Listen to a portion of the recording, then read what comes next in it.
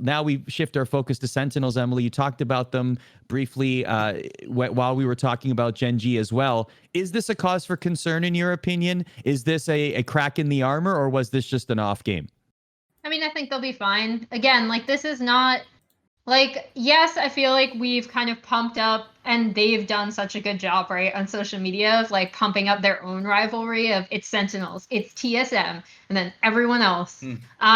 But I think that, like Tyler said, like, this isn't, like, a massive, like, shocking upset, in my opinion. Like, yes, Gen G are, and already were, even prior to bringing in Sean onto this team, they were still a good team. Like, they were still a team that you had to prep for and you had to play well against in order to beat.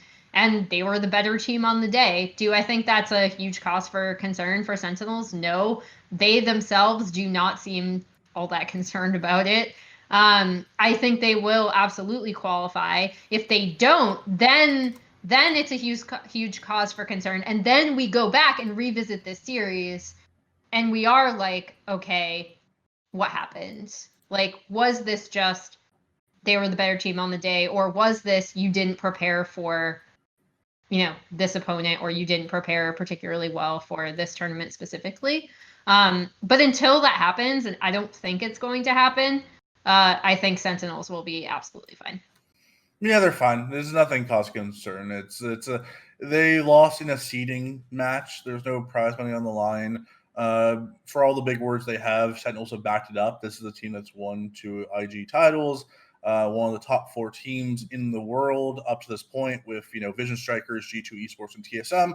I give them the benefit of the doubt. I'm giving them the benefit of the doubt. If they go into the next stage of the tournament and they don't qualify, then we can have some words. Then we're gonna sit down with you Sentinels, and we're gonna give you a pep talk here. We're gonna have to go Coach Smith on your butt. But for right now, you also seeding match. Coach Fion is coming. Yeah, Coach Fion is coming if you don't do well. But let's give them the benefit of the doubt. They are They are the IG champions. They are one of the best we've seen in VALORANT thus far. When it gets down to the nitty gritty, they've shown that they can pull it out.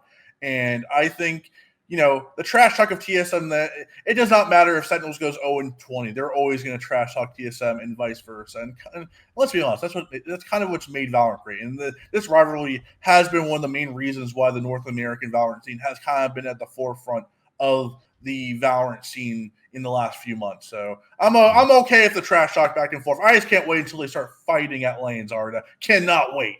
Well, they're actually going to be fighting if you listen to their social media. We got 2 boxing matches already booked. Now we have Sabrosa and Shazam as the second fight. We already had, it was Wardell and Shazam, and then Sabrosa and Zom. So we already have like a full card brewing.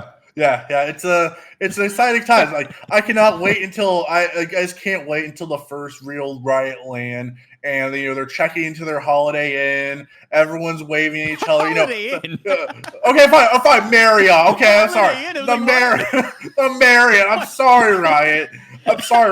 The Marriott. You see, you have the green teams all waving at each other. Oh, Carlos laughing, snickering at the NA teams, the Japanese teams, the Brazilian teams hugging, and then you see Sentinels walk in, you see TSM walk in, and everything falls quiet. All the people in the hotel who don't know what's going on are like, what are these nerds looking at? Why is this like Greece? Why is this like the Jets and the Sharks? It's going to be great. I don't think is that Greece? Is that Jet and the Sharks? Did I get that? I thought it was the West Side Story.